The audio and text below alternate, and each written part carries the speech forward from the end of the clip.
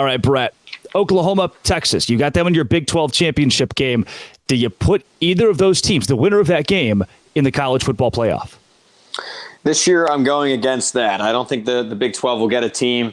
And it's not because it's a weak conference or anything. When people try and compare conference strength, I don't like when they look at just who made the playoff. I mean, do you really think the ACC is stronger than some of these other conferences just because they had a Clemson dynasty the last 10 years? It doesn't really speak conference strength to me.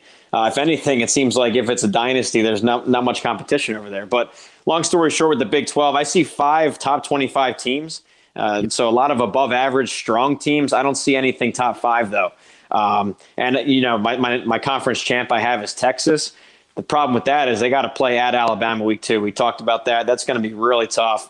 I know they played them tough last year, and I know that you are catching Alabama early in the season with a new quarterback, some new receivers, a younger defense. But I'm still going to side with Alabama at home on somewhat of a revenge tour for Nick Saban. So with that out-of-conference loss, that makes the margin of error razor thin. You can't really drop another game. So you got to go 9-0 in the Big 12 round robin and win a rematch with Oklahoma and Dallas. So I'm going to bet against that. While I do see Texas top 10 nationally, I don't see a playoff caliber there. Brett, stop me if you've heard this before. Texas winning an off-season national championship and then not meeting expectations in a football season. And it's I think we are at a point now, every 3 to 5 years where we say, but this is the Texas team. This is the one that has all of the pieces. This is the one and they go 7-5. Why is this different? Yeah, well, it's true. They're one of the most, if you look at preseason expectation versus results, I think they're one of the more overhyped every year, or whatever the 10-year average is in that category, ironically, along with A&M recently. But the reason why I'm going different with Texas, I don't really get caught up in the national buzz, the national storylines, stuff like that. I'm really a numbers guy. I try and take the emotion out of it. And numerically, this was a really strong team last year. You get a third-year bonus with Sarkisian. A lot of returning production. I mean, I think they're number 1 in offensive returning production, usually a good indicator going forward.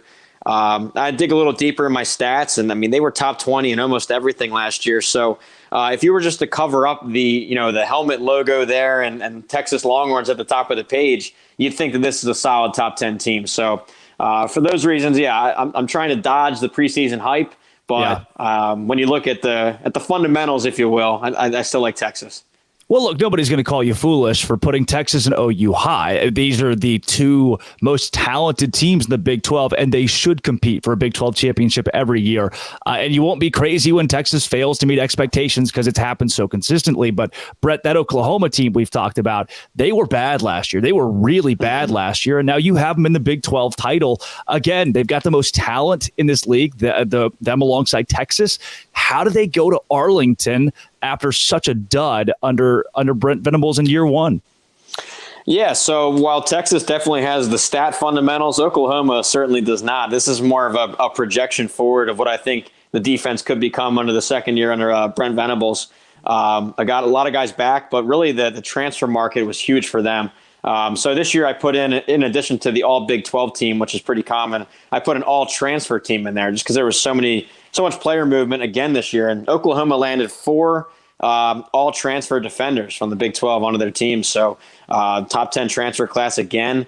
They're kind of reforming the roster, especially in the trenches. So I think the defense makes a serious step forward here in the second year under Venables. The offense remains a top 25 unit. And again, it's razor thin. So I think that Texas is my surefire pick. But that number 2 spot, they're really, if you look at my national rankings, they're all in a row. I've got Oklahoma 16th, Kansas State 17th, TCU 18th. So bang, bang, bang, 3 in a row. I could really see all 3 of those making it to Dallas, even a Texas Tech if a couple of things bounce their way.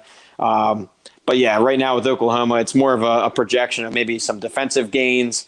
Offense stays hot. But you trust some of the transfer and recruiting rankings a little bit more. We'll see. TCU, Kansas State, Texas Tech. Those three teams are three that I believe will vie for a conference title. I think Kansas State, in my magazine, which is very short, half a page, I have the Kansas State Wildcats winning the Big 12. Brett, what do you like about those three teams? That they're not the dark horses per se. They're drumming up some noise, and they're teams that could win this league and kick out Texas and OU. Yeah, well, we'll start with Texas Tech. I've got them 5th in the conference, 25th nationally. It's probably the first time in Pick Six Preview's history I've got them top 25 preseason. And I think that's because they finally executed late in the season last year. They finally have positive momentum as a program heading into the next year. You saw them get some signature wins last year on their home turf, which had been a while. They beat Texas and Oklahoma both in the same year, first time ever. I got the bowl win. You have all this recruiting momentum under Joey McGuire. One of my favorite interviews of all time. This guy is Mr. Texas football. He was familiar with Pennsylvania high school football, where I was from. When I mentioned where I'm from, he was talking Big 33 game, and so I was impressed. He knows his high school football and very great personality. So yeah, I think for them to click, they're the veteran team. I think they got some key decisions from the NFL draft to come back defensively. Great quarterbacks to pick from. Looks like Tyler Shuck will be back leading the team. So that's the play there. I think it's a solid top 25 team. TCU, special season last year. I was always a Max Duggan defender. It was great to see his best performance for a season all the way through.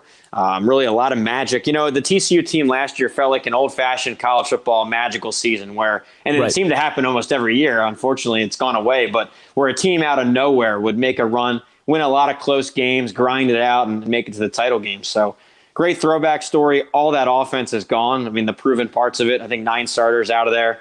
But I do lean a little bit on the recruiting rankings there, and Sonny Dykes' stat profile recently. I think they're still going to be strong. So I don't see a full drop-off from TCU, but I've got them 4th. And then 3rd, I like your Kansas State pick a lot. I love their offensive line, one of the best in the country. Their linebacker trio is also one of the best in the country. Both of those made my national unit rankings.